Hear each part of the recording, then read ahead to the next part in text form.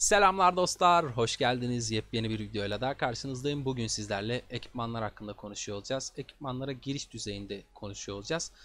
Birçok arkadaşımızdan ekipmanlara yönelik yorum alıyorum veya oyun içerisinden bana ulaşanlar oluyor. Onlarda şöyle bir düşünce gördüm ve bir an önce ekipmana yönelik onları bilgi veren bir video yapmak zorunluluğu hissettim. Çünkü ekipmanda şöyle bir tercihleri vardı ekipman üretmeye yönelik. Tam anlamıyla ekipman işini iyice anlayana kadar ekipman üretmekten kaçındıklarını söylüyorlardı. Ve bu bir kişi değildi yani. Gerçekten birkaç tane arkadaşımız böyle bir fikirde sahipti. Bu çok yanlış bir düşünce dostlar. Öncelikle bunu söyleyelim.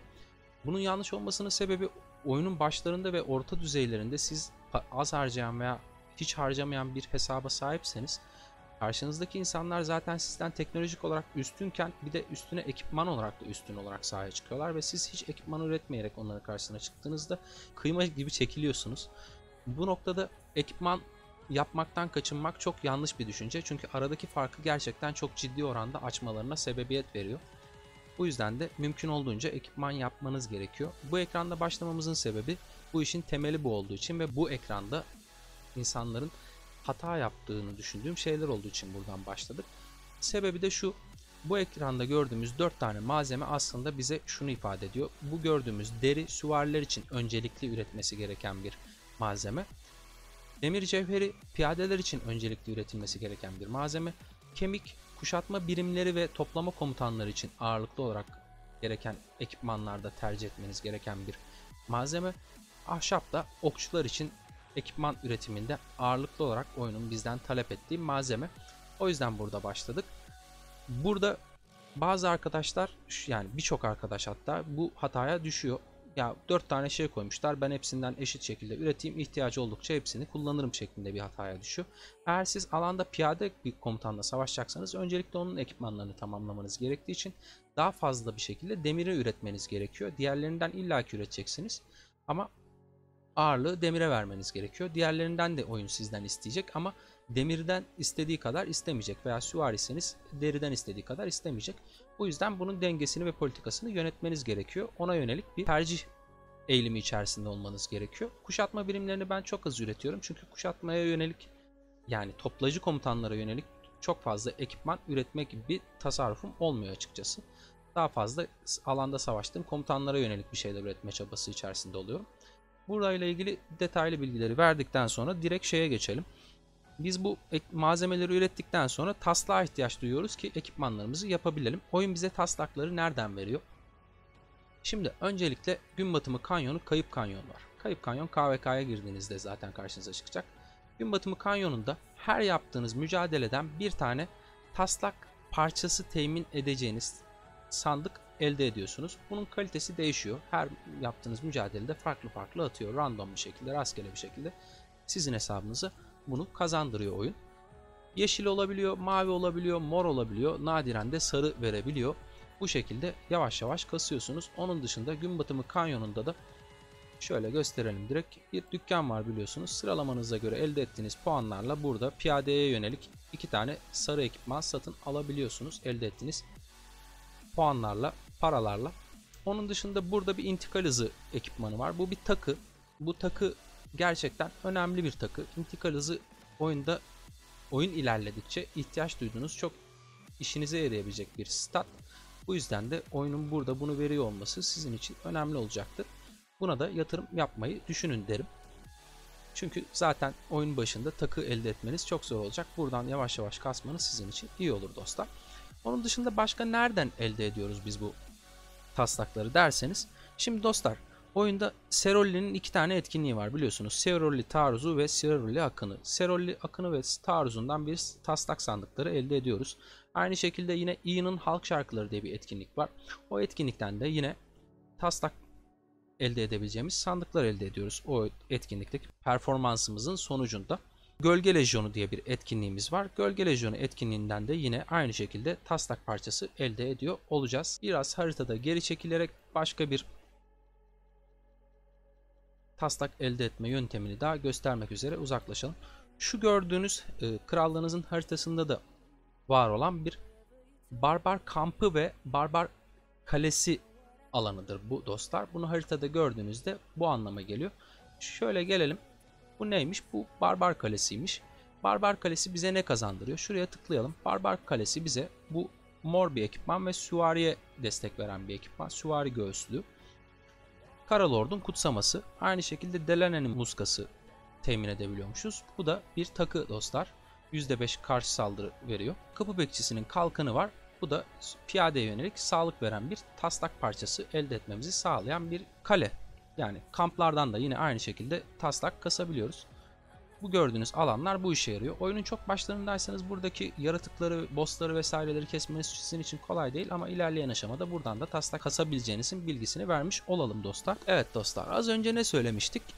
Demiştik ki süvariye deri gerekiyor fazladan. Gördüğünüz üzere 40 tane deri istiyor süvari ekipmanı yapmamız ve biraz da ağaç istiyor ama ağırlıklı olarak deri istiyor gördüğünüz gibi. Piyadeye yönelik bir ekipman yapmak istediğinizde sizden ağırlıklı olarak demir cevheri istiyor. Aynı şekilde okçuya yönelik bir ekipman yapmak istediğinizde de sizden ahşap istiyor dostlar. Bunlar en temel ekipman üretiminde ve yapmada ihtiyaç duyacağınız bilgilerdi. Devamında neyden bahsedeceğiz? Şundan bahsedeceğiz dostlar. Ekipman üretirken şuna dikkat etmeniz gerekiyor. Birçok oyuna yeni başlamış veya gelişmekte olan hesap için alana zaten bir tane kıtayla veya maksimum 2 tane kıtayla çıkıyoruz. O kıtanın da birimi neyse, piyade ise piyade, süvari ise süvari, ona yönelik ekipmanlar yapmanız lazım. Öncelikle alanda savaştığınız komutanı çıplak bırakmamanız lazım. Bu noktada süvari bir oyuncu olduğunuzu varsayarsak ne yapmanız gerekiyor? Mesela oyuna başladığınız ilk yapabileceğiniz ekipman nedir? Komutanınızı çıplak bırakmamak. Yani komutanınızı çıplak bırakmama adına elde edebildiğiniz ilk ekipman parçası neyse onu yapmanız gerekiyor. Çünkü alandaki sizden gelişkin oyuncularla olan farkı minimalize etmeniz gerekiyor.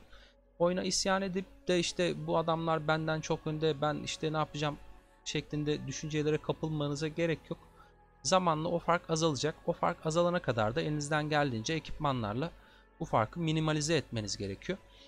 Bu noktada bir Japon felsefesi var dostlar, Kaizen diye. Zamanla daha iyiye gitmekten bahsediyor. Her zaman giderek daha iyi olmanızdan bahsediyor. Bu oyunda da zaten odakladığımız şey bu. Bu noktada süvariyseniz ilk işte yapabiliyorsanız öncü teberini yapın ama hala işte taslağını elde edemediniz, malzemesini toparlayamadınız, komutanınız çıplak kalmasın. Keskin uzun kılıcı yapın ve bu statı elde edin. Sonrasında işte yine yapabildiğiniz şekilde yeşile güncellersiniz ekipmanınızı. Sonrasında yine yapabilirseniz maviye güncellersiniz. O şekilde tasarruflarda bulunursunuz. O sizin tercihinize kalmış bir şey. Tabii ki süvaride öncü teberinin vermiş olduğu statlar, bir bacaklığı da var zaten, bu bir set. O yüzden daha kıymetli olabiliyor. Süvaride gidip de akkor balta yapmanız sizin için o kadar önemli değil. Çünkü iki seti beraberinde kullandığınızda elde ettiğiniz stat sayısı böldüğünüze oranla daha farklı olabiliyor. Daha az olabiliyor. O yüzden de bunun tercihini siz zaten hesabınızda ekipmanlarınızı güncellerken yapmanız gerekiyor. İlk kıtayla savaşacaksınız. Neyle savaşıyorsunuz? Atıyorum süvarisiniz. Pelagius'la savaşıyorsunuz. Pelagius'un silahı olsun, işte başlığı olsun, göğüslüğü olsun, eldiveni olsun, pantolonu olsun, ayakkabısı olsun. İlk amacınız bu. Çıplak olmasın. Kalitesi önemli değil. Süvariye stat veriyor mu? Bakın şu veriyor mesela. %1 mi veriyor? %1 versin. Yani boş geçmeyin. Yani o ekipmanı boş geçmeyin. Yapın, zaten zamanla bozabiliyorsunuz. Daha iyisini yapabileceğiniz zaman, yani rüzgar aldı botunu yapıp %2,5 sağlık alabileceğiniz zaman zaten yaparsın. Süvariden başladık madem, süvariden birazcık devam edelim. Ne yapabilirsiniz? İşte rüzgar aldı setine ulaşmaya çalışırsınız. Yani beyaz ve yeşillerden yapabildiğiniz şeyleri giydirirsiniz. Sonra rüzgar aldığının taslaklarını elde edip materyal gereksinimini sağladıkça ekipmanlarınızı rüzgar aldıya geçirirsiniz süvari olarak. Öncü teber bir süvari için, yani öncü seti ve teber ve diz çeki bir süvari için gerçekten vazgeçilmez bir şey oyunun başından itibaren. Bu ikisini yaparsınız. Bir de rüzgar aldıya ulaşmaya çalışırsınız zamanla ekipmanlarınızı güncelleyerek. Güzel bir süvari statına sahip olursunuz. Güzel bir etkisi olur. Zamanla mor ekipmanlarda birikmeye başladıkça ve siz gerekli malzemeleri sağladıkça zaten yavaş yavaş güncelliyor olursunuz. Temel düzeyde bir video olduğu için işte şu stat şundan daha iyi, o yüzden işte şunu tercih edin bunu tercih edin demiyorum. Çünkü zamanla zaten taslakları elde edeceksiniz ve zamana geldiğinizde de aradaki taslak farkı kapandıkça, yani elinizdeki taslak sayısı arttıkça tercihe yönelik tasarruflarda bulunacağınız zaman gelecek. Piyade için de aynı şekilde rüzgar aldıya ulaşmak bir amaç olmalı. Rüzgar aldıya ulaştıktan sonra burada işte ne yok? Bacaklık yok ve işte silah yok. Piyade için başka ne olabilir diye düşündüğümüzde bakalım, mesela şurada bir kutsanmış bıçak var. Piyade için çok güzel bir stat veriyor. %6 stat veriyor. Bunu çok uzun süre kullanabilirsiniz. Kapı bekçisinin kalkanına ulaşmanız çok kolay olmuyor. Çok hızlı bir şekilde ulaşamıyorsunuz. Çünkü elde edilen yerler gerçekten o kadar fazla değil. Yani Seroli'den elde edebiliyorsunuz. Barbar Kalesi ve kampı işte bahsettiğimiz haritada gösterdiğimiz yerlerden elde ediliyor. Güzel bir ekipman piyade için ama ona ulaşmak zor olduğu için de zaman alacaktır. Bir de şöyle bir şey var. Kutsanmış bıçağı özellik patlattığınızda zaten %8 sağlık veriyor size. O yüzden de kapı bekçisine eğer bir özellik patlatamıyorsanız kutsanmış bıçakla kullanmaya devam etmeniz de sizin için iyi olacaktır. Neyse, bu gelişkin hesaplar için veya gelişkin duruma geçmeye başladığınızda bu aradaki tercihleri yapacağınız şeyler. Okçu için de yine aynı şekilde beyazlardan başlayıp yeşillere güncelleyip yine mavilere doğru çıkacaksınız. İkinci komutanda ekipmanlarınız önemli değil. Yani ikinci komutan olarak kullandığınız bir komutana ekipman yapmaya asla çalışmayın. Çünkü onun üzerine yapmış olduğunuz ekipmanlar sahada herhangi bir stat sağlamıyor. Herhangi bir özellik sağlamıyor. Burada ikinci komutana giydirseniz o sağlık statını almıyorsunuz. Bilginiz olsun. Onun dışında İlk alanda bir komutanla savaşıyorsunuz. Onun setini tamamladınız. İkinci komutanla da savaşmıyorsunuz. Ne yapacaksınız? Dostlar, gün batımı kanyonunda şöyle bir şey oluyor. Sizin alana koyduğunuz, yani Kayıp Kanyon'da da geçerli tabii ki bu da. Alana koyduğunuz, o kanyona koyduğunuz birinci komutanlarınızın üzerindeki ekipmanlar işliyor. Zaten çok sınırlı bir müdahaleniz olabiliyor kanyona. VIP seviyenizden gelen buff'lara sahip olabiliyorsunuz kanyonda. Bir de üzerindeki ekipmanlara sahip oluyorsunuz komutanlarınızın statü anlamında. Çünkü T3 teknolojisine sabitlenmiş, diğer herhangi bir teknoloji müdahaleye maruz bırakamadınız. Herhangi bir şekilde diğerlerinden üstünlük kurabileceğiniz ekstra bir şeye sahip olamadığınız bir alan kanyonlar. O yüzden kanyondaki komutanlarınızın mümkün olduğunca işte yeşilidir, beyazıdır ekipmanlarla donatmaya çalışın. Bu da sizin kanyonda sıralama olarak biraz daha yükselmenizi sağlayacaktır.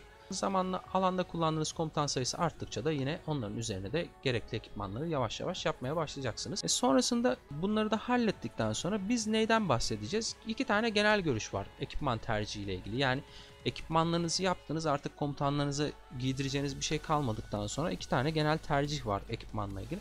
İki görüşü de söyleyeceğim size. İlk, benim hani mensubu olmadığım, çok da katılmadığım bir görüş. İlk görüş şunu söylüyor. Tank komutanınıza mümkün olduğunca sağlık ve savunma statları veren ekipmanları giydirin. Daha da tank olsun. Alanda daha fazla tanklayarak varlığını sürdürsün. Atak komutanlarınıza da mümkün olduğunca atak itemlerini giydirin. Alanda işte çok fazla atağa sahip olsunlar. Çok daha fazla hasar çıkarsınlar. İkinci görüşte benim mensubu olduğum görüş diyebiliriz. Benim daha çok beğendiğim görüş diyebiliriz. O görüşte şunu söylüyor dostlar. Tank komutanlarınız zaten tank. Onlara biraz daha hasara yönelik ekipmanlar giydirin ki biraz hasar versinler.